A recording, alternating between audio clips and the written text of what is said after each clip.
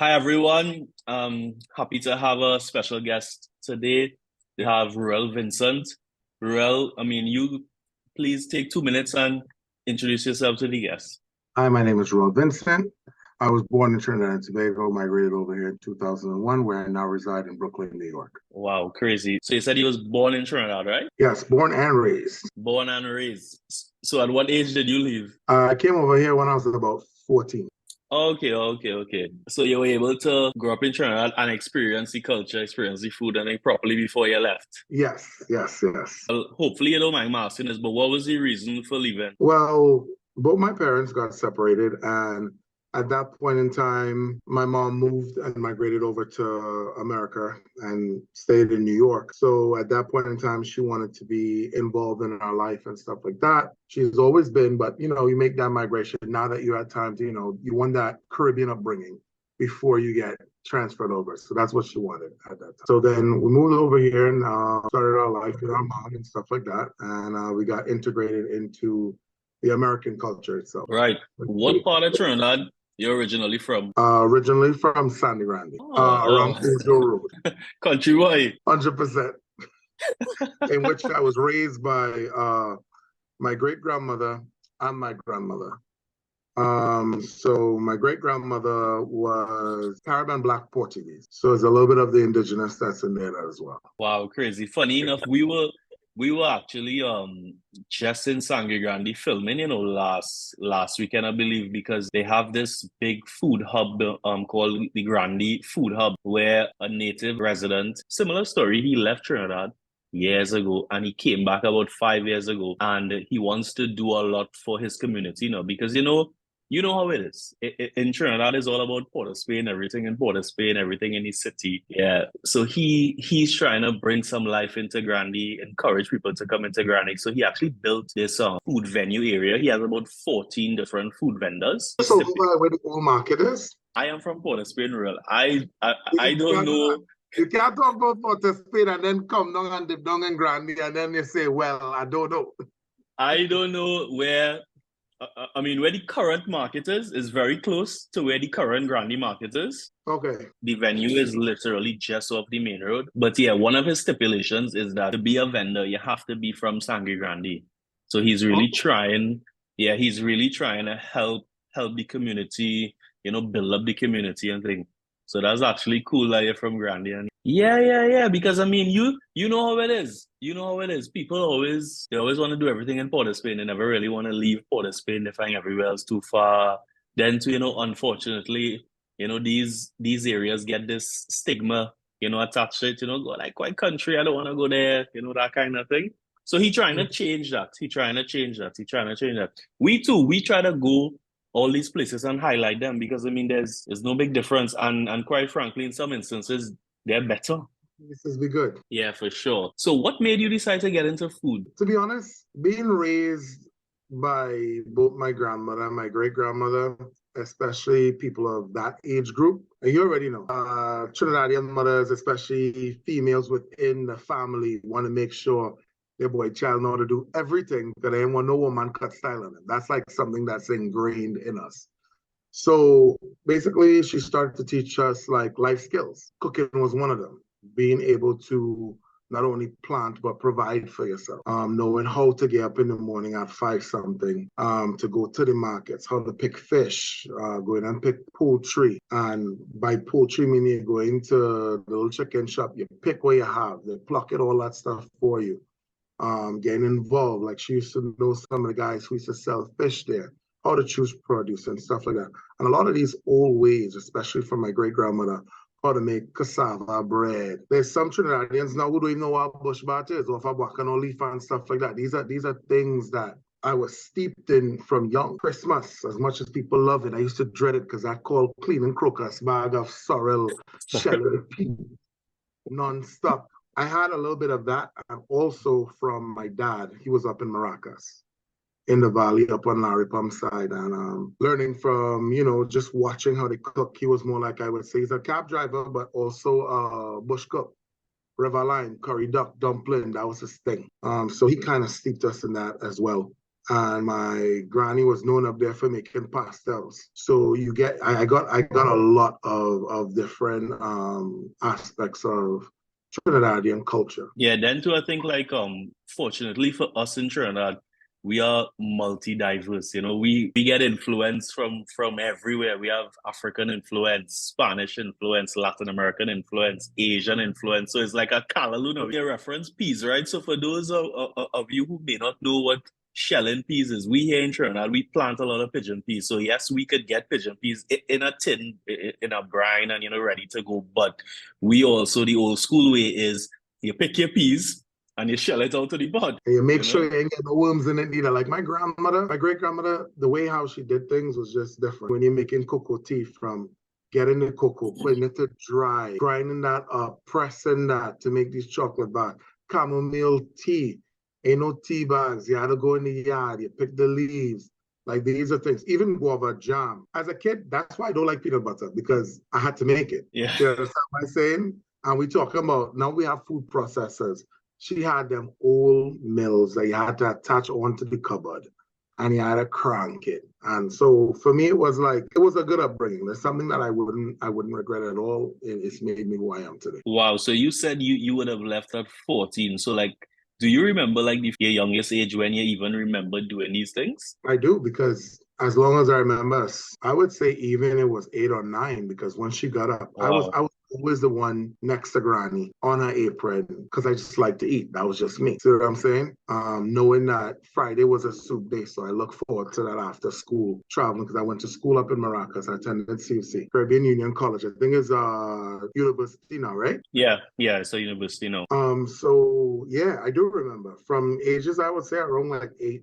She used to carry me, and I was already up. She used to just carry me, make sure I know stuff, show me how to season chicken, because she was a professor at that college. So she had early mornings and late nights. So I really got involved in those things at a very young age. And was it you alone? Or Um, was it your siblings, your cousins, that kind of my thing? brother was a picky eater. My brother was a picky eater. He was the type that now he eats almost everything. But before, he's a guy who didn't like soup, didn't like this, didn't like that. I was the one who was more involved. He was more like, you serious, but you really want to eat that now? I was like, yeah, that's what I want. But my brother wasn't into food as much now. Now he is. He's a professional baker. Oh, nice, nice. So I actually have a baking background. Well, I'm not sure if you would remember Freddy's Bakery, mainly in the Port of Spain area. My dad and his siblings, they own a couple bakery outlets and things. So that's actually where I got my start and thing. I was almost practically born into flour, you could say. Okay, Being there with okay. them, making bread, making pastries, all these kind of different things now. My But brother, he wasn't. He started off in he's HVAC certified, and he's also a plane and a copter mechanic. And he just left all that and started to bake. so when you left, right, did Mm. that routine stop with you kind of learning from them? I mean, there's a lot of turns within my story. I mean, just getting adjusted into the American culture, that shock in itself, learning over a whole entire history. Food still played a part. My mom worked. She was extremely busy. So guess what? Usually we will have to take care of dinner when she come home, or we know what we have to do, or how parents are, make sure you take that meat out to the frost type vibe, you know what I'm saying? So we helped as kids as much as we could. So the cooking thing always remained. Like I said, I was a man on my belly, so I like to eat. So anything I would be involved in it. So yes, it did play a part. Yeah, and you were the older brother or younger? No, I am the youngest one. My older Okay. brother, he just there to eat. He'll do the dishes, he'll do the wares, but he was the type that'd be like, "Hey, what you cooking? All right, cool. I had dishes." That's how he was. So is it that mom kind of depended on you more than him to kind of be the more responsible one at home, like with the food and I, I, helping and that kind of thing? I think at that point in time, parents don't have preference. You just had to get a job done. So true, so true. Right. So you're over there now. You're adjusting to your new life, new surroundings, everything. Just kind of walk everybody through how did you go from a 14-year-old to being a chef? So we got here. In actuality, we came up here a couple of weeks before 9/11. So it was a rough introduction. After that, I attended school in Queens, a private school over there. And then I was like, you know what? I'm going over to the sister college of CUC, which is Andrews University. And I decided that I wanted to do physical therapy. So I was in trajectory to go into a doctorate program for physical therapy. However, cooking was a thing. And for me, I had the grades, I had everything, but it didn't pique my interest. And then food was something that I always remember when it comes to even tying it in with the relationship of my dad. So me coming in here, my dad always was curious of like, oh, but what ingredients he using, this and that. And my dad was diabetic. He lost his sight. So our phone conversations were more food oriented, and now I'm being more descriptive to him. Right, right. Him actually being like, okay, like prime example. Like I remember my first time with mussels, me explaining that mussels not a big thing back home. Oysters, yeah, but back then not as much. And me being like, yo, you know, I'm learning French techniques. But to get into that part, my aunt ran a catering company. So I dropped out of university. I had one more class to do. I walked, but at that point in time, it just wasn't my thing. I hopped into the kitchens, and my aunt, when I tell you pressure, she was like, "You want to cook?" I was like, "Yeah." She's like, "All right, no problem. Come on in." So I started with her, and I started as a dishwasher. I started peeling potatoes, prepping, and since she owned a company, she wanted me to gain the respects of the others who were there before. So she put challenges in front of me. She treated me like the redheaded stepchild because she wanted to know that any respect that I was given needed to be known that it was earned. And then I slowly worked my way up from prep and from prep to, you know, actually a line cook. And then from there to actually running her business. And then after that point, I plateaued out at that spot. And I was like, you know what, I need more. Because one thing is when you're not classically trained and you're in New York, which is like a big melting pot, just like back home, but you have a hustler's mentality. It's like, okay, I didn't go to school. So what do I need to apply to myself to keep up? And then I got more involved. And then I started off now being at the World Trade. And after, like I said before, with my dad losing his sight, he was a very good cook. So getting tidbits from him, like how to bloom curry before you actually put it in there. The reason why you add water, it protects the curry. Curry's already dry. You don't want it to burn. When that curry hits that oil and it has that water because you bloom it, it steams. So therefore, stuff, you know, perfume out. So now I'm learning the technical side and you're hearing the old ways of certain things. Now you have the reason to the why. See what I'm saying? Yeah. So yeah, and then I got into being a cook at the World Trade, and then I worked my way all the way up now to running the whole building. Crazy, crazy. Plus I see you doing pop-ups and things. That is you or is that part of the World Trade? Okay, so I also have a separate business where I have like a little pop-up that I do where I cater. It's a little bit high-end, more intimate, where you have chefs that you know you interact with while they cook in a professional setting. So that's my private little catering thing that I do on the side. Okay, okay, okay. So funny that you should reference curry because that's a big debate over here in Trinidad, you know, if we should bloom the curry or not. So like the other day, I was actually talking to my dad about it, and he told me, he was like, well, Sean, years ago, the type of curry we used to get, you needed to infuse it into the oil. But when we were infusing it, we were infusing it at a very low heat. But nowadays, the curry is different. You don't really need to do that because when I talk to people, because I blew my curry, right? But when I talk to people who do not do that, the first thing I do is I give them the opportunity to explain themselves. And and Mhm. and the answer is always the same, Reuel. That's how my mother used to do it. That's how my grandmother used to do it. And that's it. They can't give you a technical answer because exactly how you explained it is what I tell them. It's a dehydrated product. Why am I burning it as we call it or frying it in oil, which is a drying method? It doesn't make any sense. Exactly. Exactly. And Yeah. I think that's the thing, huh? Because you got to look at what was working then and versus now. If you watch, even like me being in New York, Caribbean restaurants around here, if it ain't our granny or ain't our uncle or somebody in there, who started, the food hits one note. It feels like a shadow or a fragment of itself of what it should be. And it's Wow. because steps are being skipped to keep up with demand. But the places that I think that hold some authentic background to it, like you taste it, like you'd be like, you know what? This tastes like a doubles from the dial. You know what I'm saying? You feel like you're there. It makes sense. Bust up shut soft, it's silky. Not 2 minutes you put it down and it's hard like cardboard. Like I always say food, food is an investment. The time and the energy you put in is a product you're going to receive. If it's rushed, your investment is going to be short. If you put the time into these things, you're going to reap the benefits. Yeah. So you said Caribbean food spots, right? How do you feel about that? Because I actually, and this is my personal opinion, not the opinion of Foodie Nation, right? But I actually do not like when they just join all of us up together and say Caribbean food. Because like if you go on Google and you Google Caribbean food, the first thing is jerk.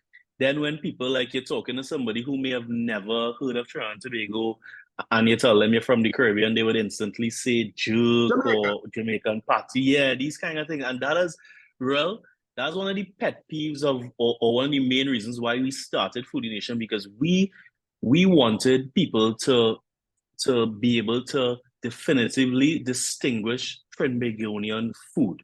You must know what Trinidadian food is. Yes, it is part of the Caribbean, but we all have our own things, our own flair, our own flavors going on. You're right. You're right.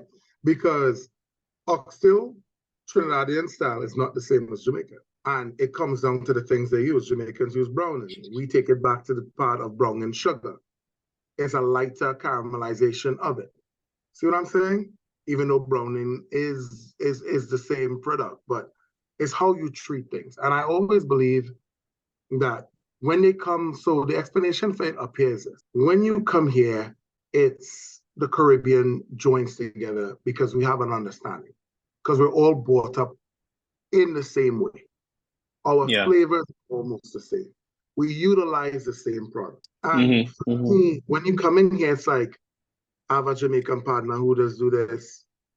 I have a Trinidadian partner that does do that. Let we open up a spot. It's about community coming together, because if you come to New York, you have those different diasporas that stick together. You have the Jewish community, Polish, Italian, and then you have the Caribbean community. So you're going to get those joint ventures. Then you're going to have the solo dolo ones that stand aside, your Jamaican spots, your Trinidadian spots. My opinion, there's only one place I just eat from. Before I'd rather make my own curry and buy the roti, because I cook all day. I don't want to do that. But now it's like, and for me, it's my opinion. People could kill me on that, but Trin City is it for me. Yeah. So we've heard good things. The one criticism that we've heard is that because they're so busy, they sometimes don't answer their phone or that kind of thing. But other than that, we've heard real good things about Trin City. Do you know who owns it? If it's Trinidadians, or because I was trying to find out and I couldn't find out. I believe he's Trinidadian. Yes, I believe he's Trinidadian. What I would say is, you know what it reminds me of? When I left Trinidad, they used to have a roti shop, a roti place called Holmes. Yeah. I don't know if they're still around or not. No. But going in there is a complete madhouse. Really? Like Walker Street now. Walker Street, because we would have some viewers here who wouldn't be from Trinidad, right? So kind of. So when you walk in, first of all, the line long, and we're talking about around the block. When you finally make it in there, there's a method to the madness where you see at least, I would say, like 10 individuals behind the counter.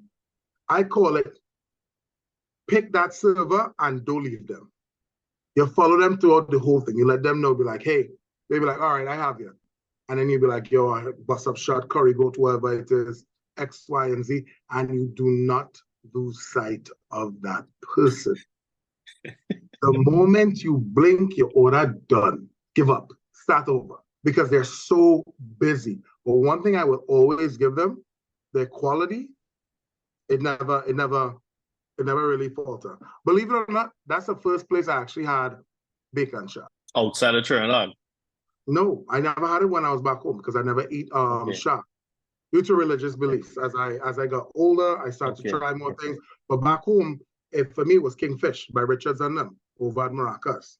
That was my first introduction to that. And that's before they get these stands where they just had a long table with all the condiments out on there, baked game, fried fresh, Kingfish on it. That's how I used to eat it. But when I came up here now, I expanded my palate as a chef. And I dug into that and I was like, yo, I have been missing out Missing. completely. Yeah, yeah, yeah. Like I mean, when you talk about Trinidadian food, to me, that's probably one of our best dishes, you know. The bacon shark And sandwich. you can't be dying.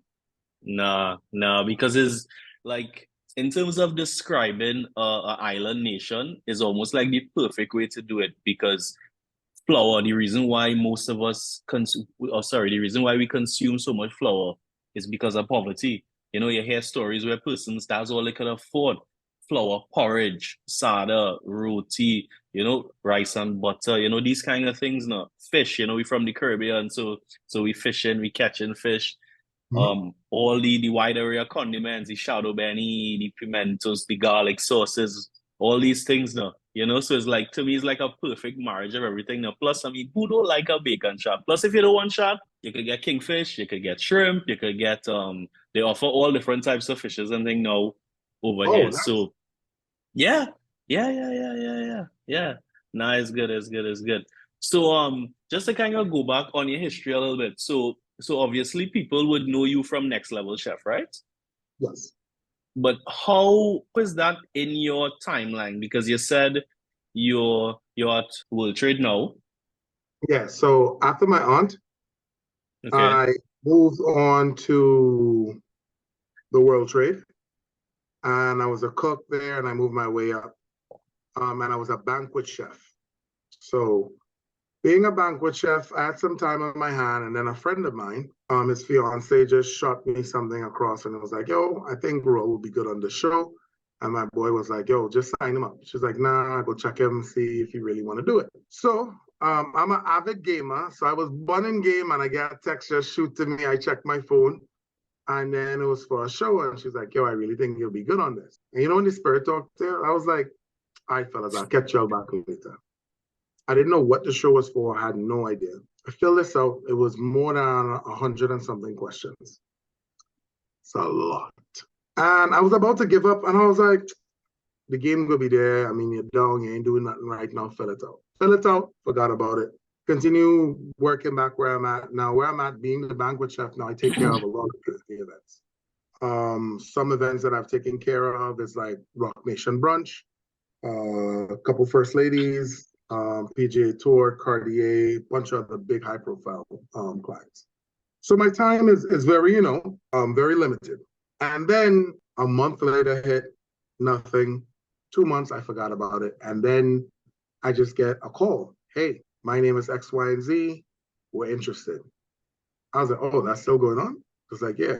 They set up a Zoom meeting and being back of the house, meaning in the kitchen, we're not very, we don't talk much. You know what I'm saying? So I was Yeah. very nervous getting there, trying to get certain things done. And then the guy was like, you seem very nervous. I said, I don't really do interviews much. And then he was like, all right, I'll take the camera off, whatever it is. And then we had a really nice conversation. He said, thank you so much for the footage. I'll catch you later. And I was like, I don't understand. He was like, yo, I was recording the whole time. And then another 3 months went by, nothing. So I was like, okay, continue my life. And then I just got a call. Okay, I need you in Vegas for 2 weeks. I was like, excuse me? And yeah, I just got on the show. It was during COVID, a lot of strict rules. And that's how I got onto that show in the transition. Wow. So like how was that experience of that show? Because I mean, we obviously saw it from our perspective, but like how was it for you? I'll put it this way, you're taking common entrance every day. When you wake up in the morning and your belly and are buying every single day. That Wow. pressure, nerves every day.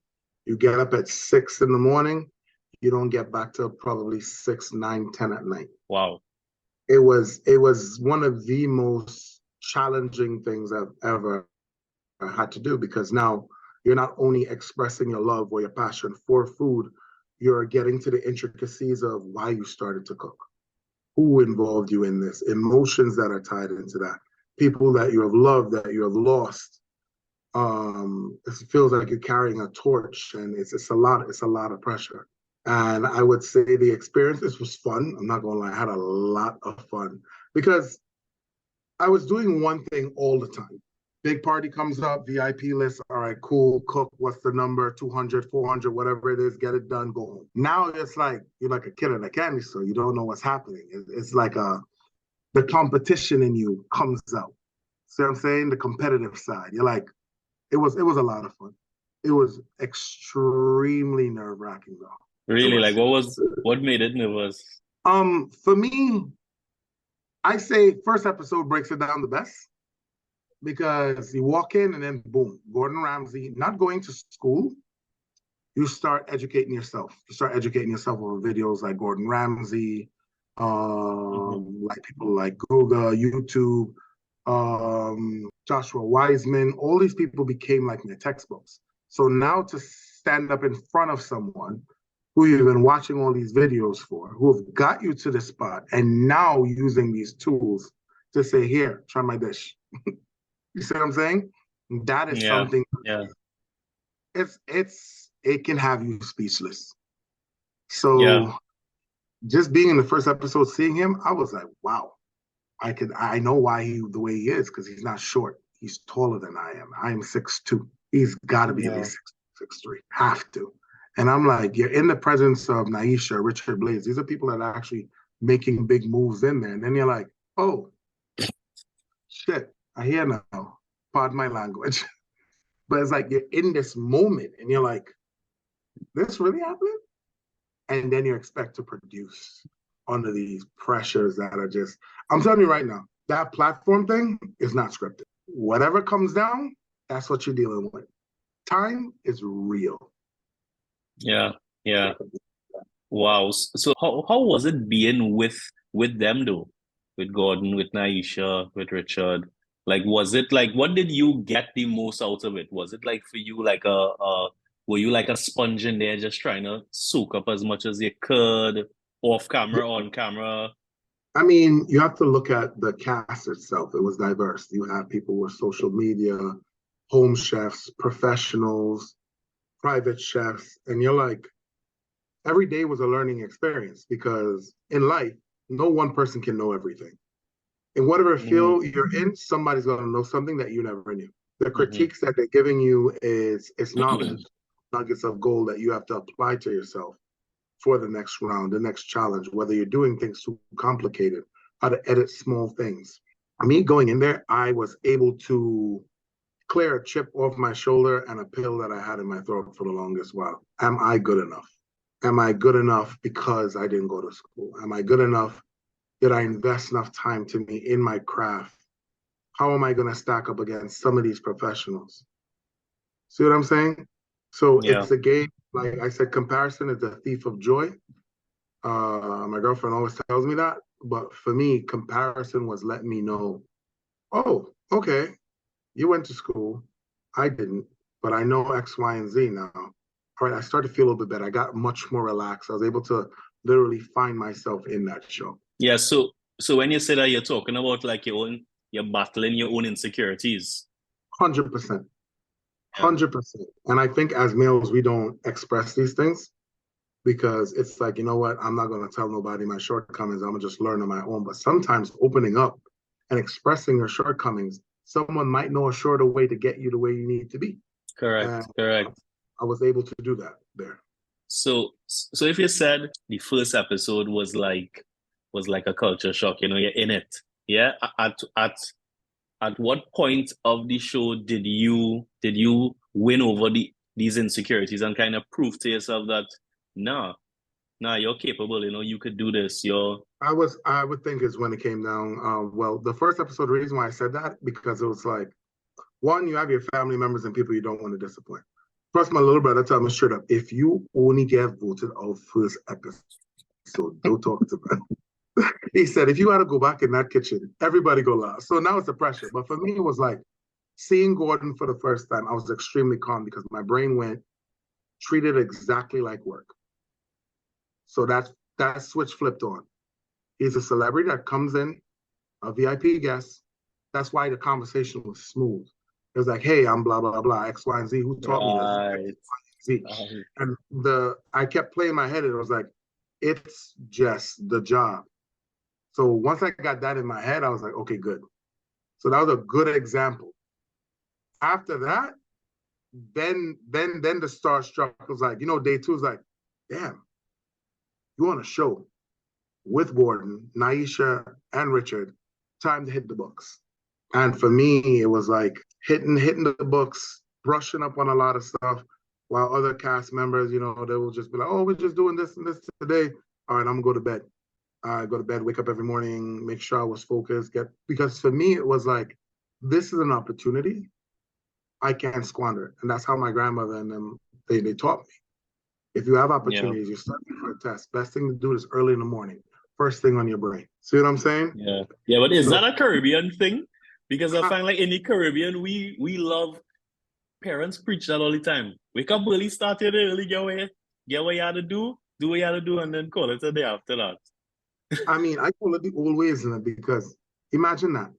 You're waking up fresh, body completely reset. And the first thing that touches your brain is the information that you're taking. Knowledge. Exactly. So you start your day on the right footing, whether it's meditation, whether it's a prayer, whatever you need to bring yourself to that Zen moment where okay, deep breaths. Today will be challenging. However, this is the attack of the day.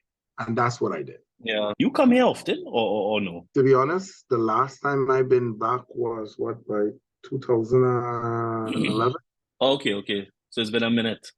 Yeah, once my dad died, it was very difficult for me to come back home. That was one of my main reasons and my purpose and stuff like that. And it was like, not to get into too much crazy stuff, but it was like, that's my main reason why I cook.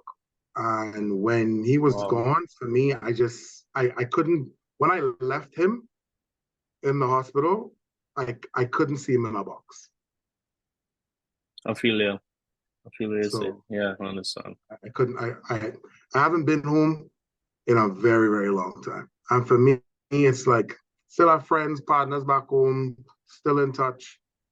I'm planning to make that trip either this year or next year, but it is a real tough one for me. Right. Wow. Because I said I wanted to ask you that now, because I mean, we could always do like a collaboration or some, even if it's off camera, nothing to do with Foodie Nation or just to connect now. You know what I mean? I was watching all that for a long time, Foodie Nation. Well, we'll talk about it. Hold on. Don't talk about it now. We'll talk about it. All right, so let me start. So we were talking about how you overcame your own insecurities on the show. We were talking about the culture, the Caribbean culture of waking up in the morning. Yes. Right. So you were getting up in the morning, brushing up on your knowledge for the show. And and how was it? Go ahead. For me, enjoying the show was a little bit difficult because it's like, I made sure when I come in, I was like, Trinidad is something that needs to be, displayed for the culture. But the problem that a lot of folks don't understand is that the ingredients that you need is not accessible. It's very little niche places that you go to get your pimento, to get your shadow benny, to get these other things. And then now I was put in the show and I'm like, and I even said it too, producers as well. I was like, you guys have absolutely nothing here that could touch on anything that is my background. And a couple other folks felt that same way. Because it's like there's one standard of cooking, whereas there's so many different diasporas that actually influence these things. And that's why an episode when they did it, I did a Hail Mary, very sacrilegious, and turn around and say, I'm putting pork on top of Rasta pasta. And I made that. But I know where the dish comes from. But for me, it's like, okay, how do I meld these two things and actually show my culture? So I was like, making pasta from scratch or nudi, or which is basically a gnocchi, but it's a Parisian style. Because they wouldn't have penne that usually make these things with. So now I have to think outside the box, what's quick. The flavors, the peppers, the stuff like that, certain things that mimic using allspice. It's not completely Trinidadian, but for me, it was like, it's the Caribbean. It's like when we Yeah, watch the yeah, Olympics, even if Trinidad don't make it or Jamaican, we rooting for us as a people. yeah. You see what I'm saying? Yeah, because our foods share similarities. It is not Mm-hmm. the exact same ingredients, but they all share similarities. A lot of ingredients, a lot of flavor, a lot of spices, a lot of local, rich, intense spices. Because they spoke about like allspice, nutmeg, pimento seeds, these kind of things. But one thing we share the most when it comes to our food is time. Time invested to get these flavors. Caribbean food that ain't a 30-minute go. Sorry, it's not. Because the reason why we enjoy our food is because we take the time, the island time to develop them flavors that you like. Yeah, You yeah, understand what I'm saying? yeah. That's why when we cook, we always lime and drinking. You understand? You have to have something to pass the time. Oh gosh, boy, when I pot done, you know what I'm saying? But that's part of the eating experience in itself. Yeah, yeah. So is it that just to kind of go back to your family here? So how much of y'all are over there? Because I know you said you went with your mom, right? Yes. So how much Okay. are y'all there? Because the reason I ask is because you still have all your Trini slang intact now. So is it that Um, y'all talk it over there? I, I'll put it to you this way. My brother finished off high school there, right? I was now moving into Form 2. When I came over, my brother was like, yo, I already make friends. I'm not here to come back and do this all over again. Because now you still have to learn the culture. So he had to do, I think his junior year and senior year over before going to, we had a guidance counselor at the time and she was Jamaican. She was like, look, these kids know absolutely nothing about American culture. And there's no way I'm moving somebody from Form 2 to go straight into a junior. Everybody wouldn't be his age. So then I had to be a freshman again. So I had to adapt. I was more sociable than my brother. My brother, he don't care. That accent is locked in. It doesn't matter. He don't fluctuate. Either you get with the program or you don't. Me being more social, I had to adapt. So Right. for me, and plus I used to I keep in touch. All my boys is Trinidadian. If they're not from Trinidad, their parents from Yard. So even my cooks now, everybody's from the Caribbean. Oh, really? Everyone, whether you're Jamaican, I have people who are Puerto Rican, Dominican, everybody. My whole squad is diverse, including the chefs as well. So is So that the on first thing is purpose?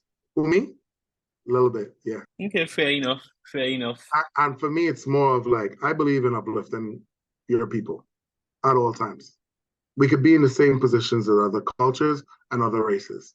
It all takes that time and that person who wants to invest in someone. Because if someone Right. didn't invest in you, you wouldn't be who you are today, Yeah, yeah, and vice versa. 100%. So it's the opportunity. And I'm all about providing an opportunity for someone who's interested in receiving information and passing that on to others. Love it, love it, love it. So just to close on the series, right? Next Level Mm. Chef. What was your biggest takeaway from from being a participant in that series? Biggest takeaway, what is for you is for you. My biggest takeaway, I was a little bit down. I was like, you know what? I didn't win this, but I'm not going to lie. Best thing that ever happened was me not winning that. The Why? opportunities, the opportunities, because you're locked into contracts. But not winning positioned me to move from a banquet now to an exec. Right. I always tell people, if you ever been on a show, you got two options, short-term money and long-term money. Choice is yours. But I'm already in this field. So for me, my takeaway was learning that winning isn't everything and positioning yourself strategically in the craft that you have and showing people that passion is worth more than anything else. Right. So just kind of like break that down first now, because you were a finalist, right?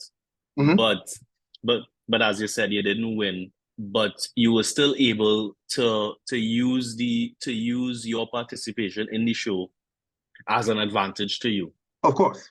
Yeah. So like, how Um, did that work? Yeah.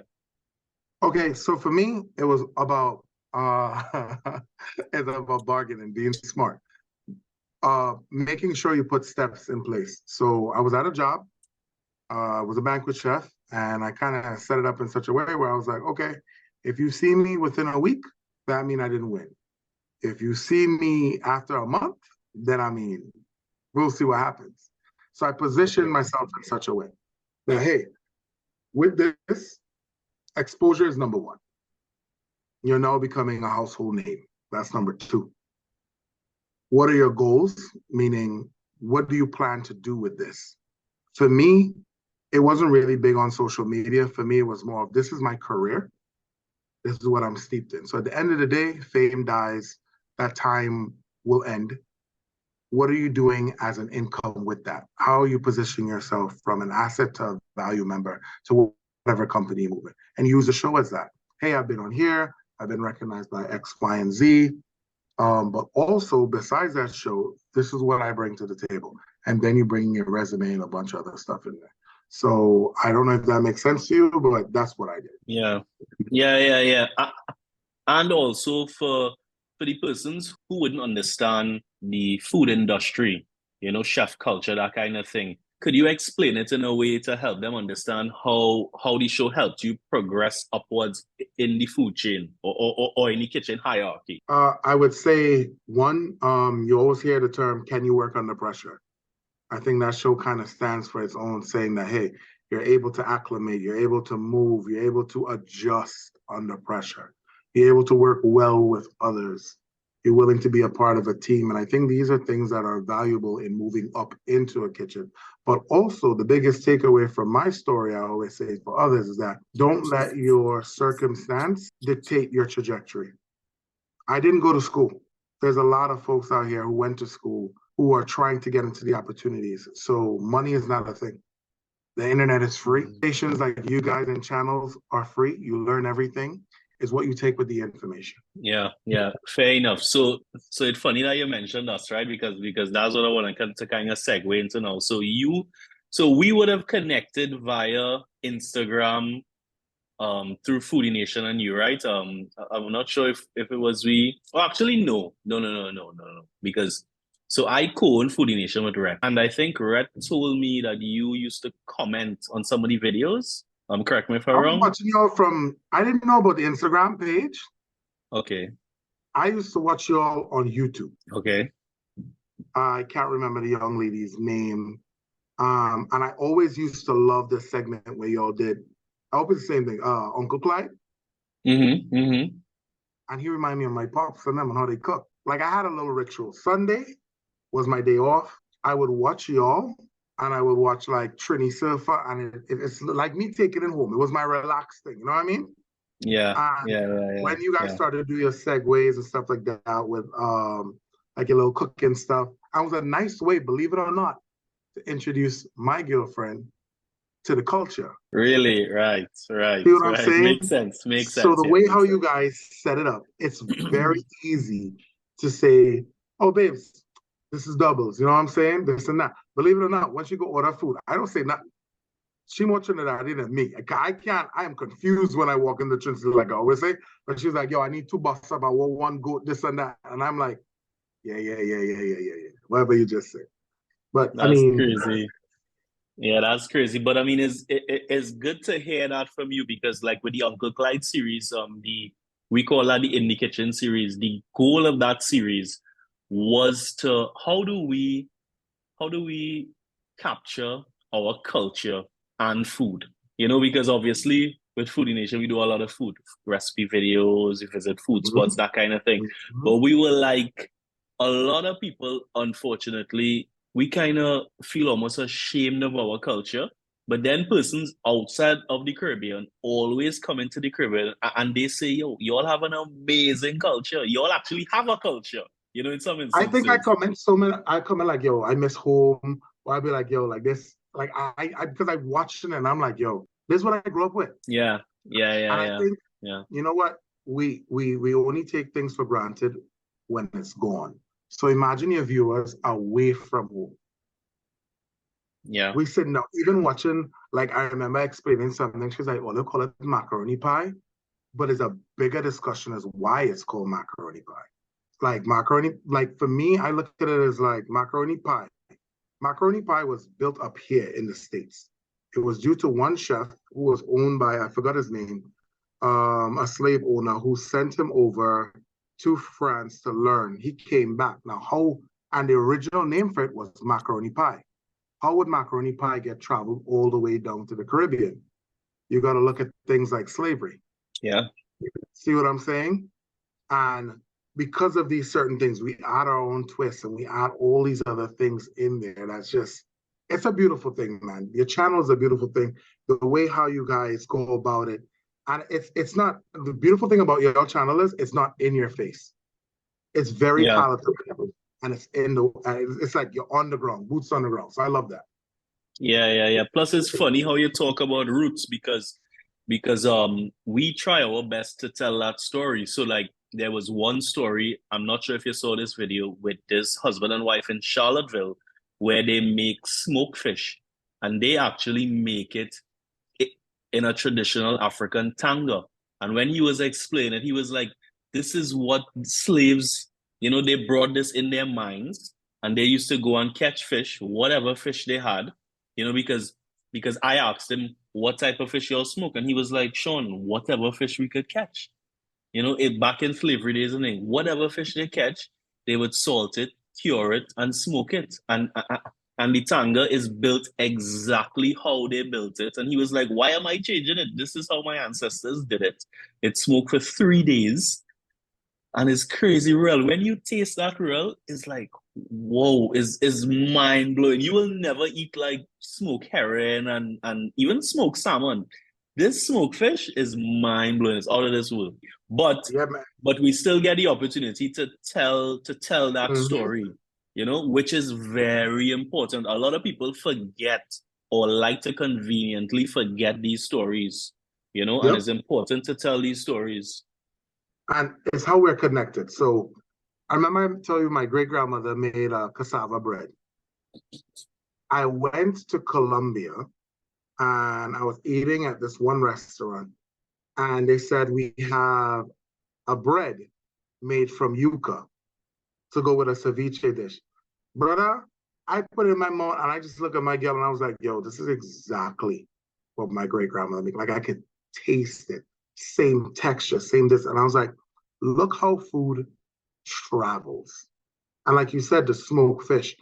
A lot of people like to negate the fact that what our country was birthed out of. See what I'm saying? They like to ignore that, but you gotta understand, smoked fish, salted fish, this was traveling fish, no refrigeration. You have slaves that are on a boat, you got indentured laborers being brought in. You gotta look at it from a point of view. What food travels well? Tubus roots. You got your yuca, your yam, your dasheen, all this stuff, all these things, edibles, all these things come from where? See what I'm saying? Then you have your East Indians that are coming in. And also, like, if you look at Pomerac and stuff like that, these are things that are not indigenous to the Caribbean. They're brought over from Indonesia, and this is all about travel.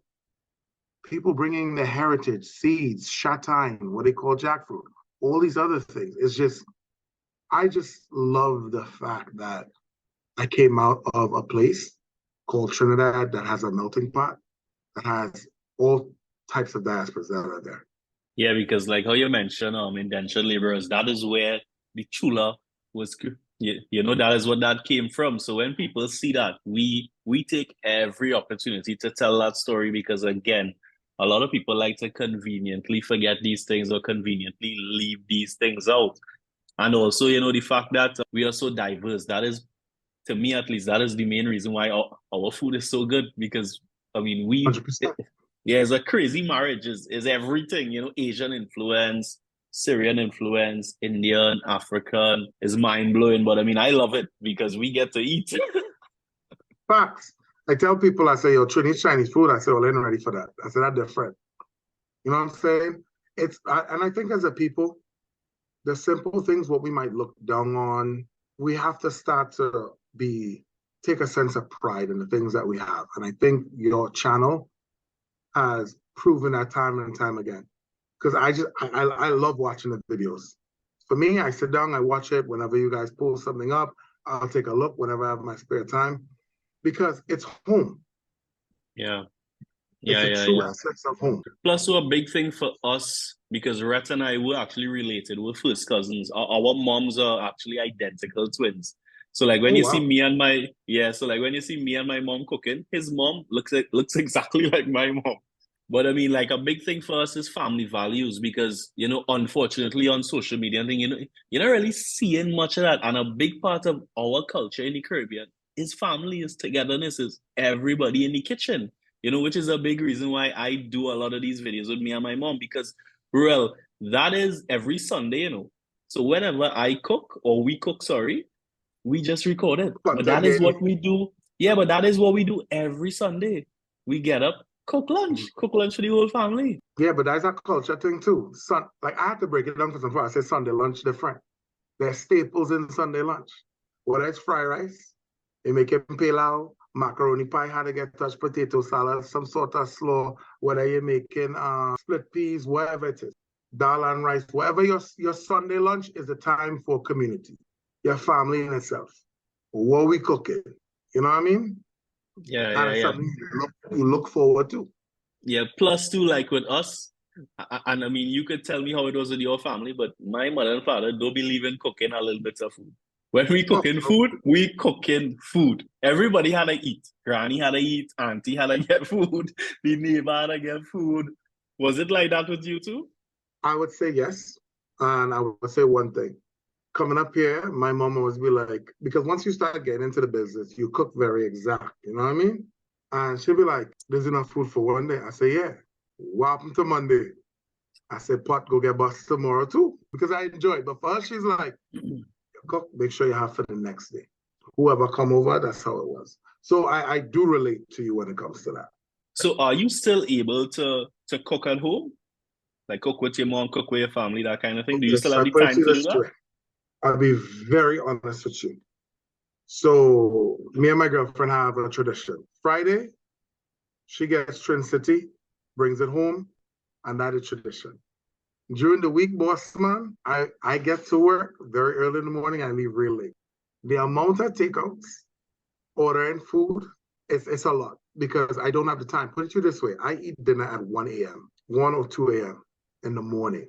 That's the meal. So, but for me, I do have my time where I make certain like sentimental meals, like corn soup. Soup is something my dad used to make a lot. So if I have time on a Friday, I'd be like, all right, I go pick up the stuff and I'll make my corn soup. And that's my time to reflect. See what I'm saying? Right. If I have a Right. barbecue or something popping up, don't worry, fellas, macaroni pie on me. See what I'm saying? So for me, and also I've learned a lot. Like I said, I had a lot of friends from different places. Like my macaroni pie, God, a little kill me. It's not a Trinidadian macaroni pie because I prefer macaroni pie from the Bahamas. Okay. Okay. It's Okay. just a little different. It's almost the same, but it's a little different flavor. And for me, it's like I like new things. And for me, I was like, okay, like I would say this. Nobody could beat when it comes to stew chicken and stuff like that. Trinidad hands down. Curry too. I'll fight anybody on that. That's fighting Anybody. with Zero. That's Yeah. fighting. I tell you right now, ain't nobody touching me on that. However, I would say like when it comes to like curry, goat and stuff like that, I say Jamaicans have a little slight upper hand. And I'm making sure I measure that about this much.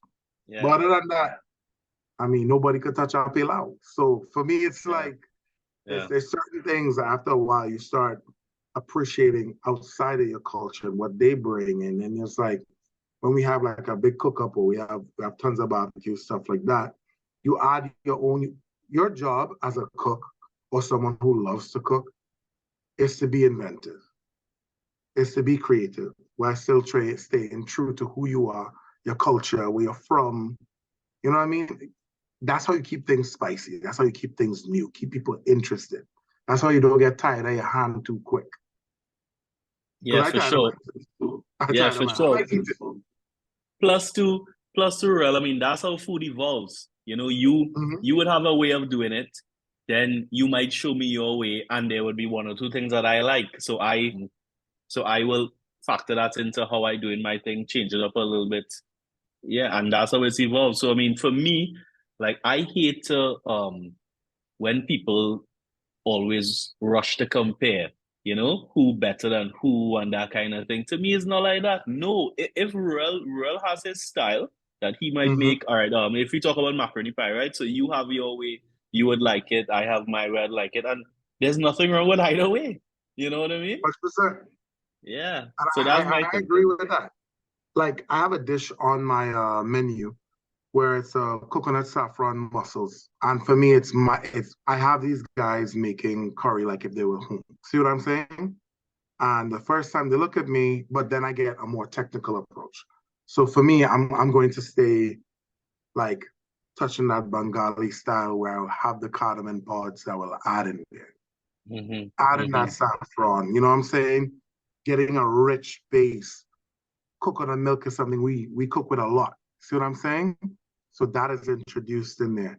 And then using French techniques and how you open up those mussels, white wine, leeks, and then you finish that off by pouring out that coconut saffron broth in there. Giving these soft touches to new dishes while promoting your culture still. See what I'm saying?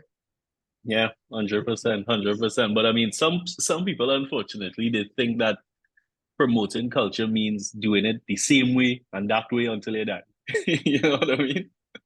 But if that was the same, I tell you right now, food is headed to a dark place. But you see, there are innovators like you, people who want to show that culture, but also show that, hey, you know, there's different ways. Same thing with pilau. Some people like it dry, some people like it wet, some people like to put corn in it. Some people think that's sacrilegious. A lot of people think all these type of things. Food is supposed to be an experience. Correct, correct. All right, it's an experience. It has to be something that when you sit down and when your fork or your spoon hit that and you taste it, you kick back and you say, yeah, this food real lashing. Have to. Yeah, no, That's for my sure. opinion. No, for sure, for sure. So like for me at least with Foodie Nation and like when people see me on my own personal platform cooking and thing, I like whenever we doing anything, filming, cooking, anything real, to me it always takes me back to how I was when I was younger, right? So like how I was with my mom if we helping her wash wares or clean rice or you know all these little kind of things, the little assistant things, or even like my father because as I told him, he has a bakery, so he was into baking. Plus he cooks too. He's a big Mm-hmm. cook too. He we grew up with both parents cooking, yeah. So for me it was they would be or they are, sorry, probably my biggest inspiration into getting into food and staying into food for all these years now. It, is that similar with you? For me, when I cook, I'm very my mom was very busy. So she was a nurse. I've Okay. learned some of my cooking skills from her, but it's mainly with my grandmother, my dad, and my aunt. My aunt was the one who really showed me the industry. That's the industry side, but the base of the cooking, my grandmother and my dad.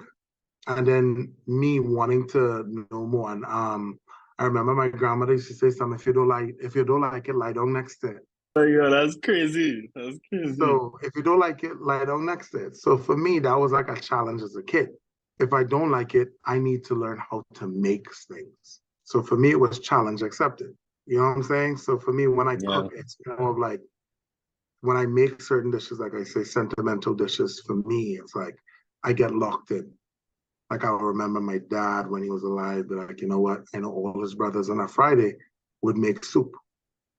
See what I'm saying? Or if he went to Maracas Bay, he had a cousin who was a fisherman, he'll pick up a kingfish because you know fish broad coming soon.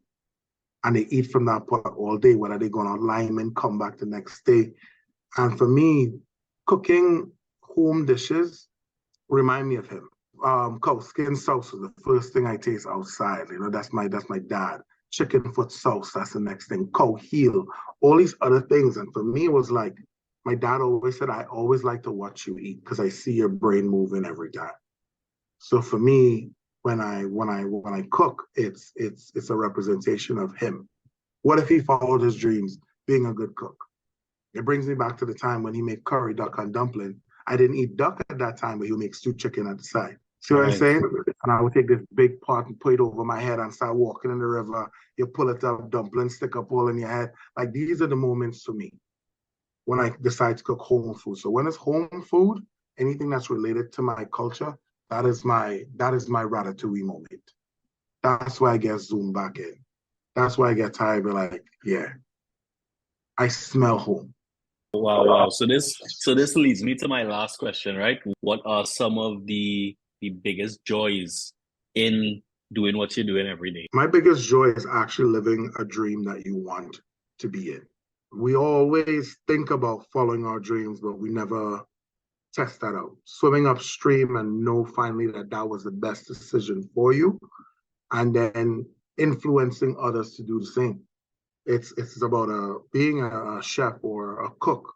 There's always a teachable moment when somebody stops, goes at that pot and be like, "Hey, how you make that?" Because I wouldn't be who I am today if I didn't have those people who wanted to share that. See what I'm saying? So for me, I'm very blessed to have followed my dreams. I'm very blessed to be where I am. And also, I would never want to rob someone of a little bit of knowledge. That's where I stand on that. Wow, wow, I love that. I love that. Well, buddy, I mean, we could probably talk about food whole day, but Oh, I mean, we could 100%. wrap. But let's wrap it up here. I mean, this was great, Reuel. I know you're very busy, but I mean, I'm sure the viewers would definitely appreciate this chat because I'm sure they wanted to, after watching the show, who follows you on Instagram, I'm sure most of us wanted to kind of get a little more of a background story and things. So this was very enlightening. Appreciate the time, man. Appreciate the time. Yeah, yeah, yeah. So again, thanks. And in closing, just let people know how persons could connect with you on social media. If you want to connect with me, my handle is Reuel Vincent. That's Reuel Vincent, Vincent. If you decide to follow me, I am a very big on video blogging, showing techniques, especially in my stories. If you want to learn something, reach out, DM me. Believe it or not, everyone who has reached out to me on Instagram has gotten a response, literally. I always say I wouldn't be in a position without anybody out there supporting me.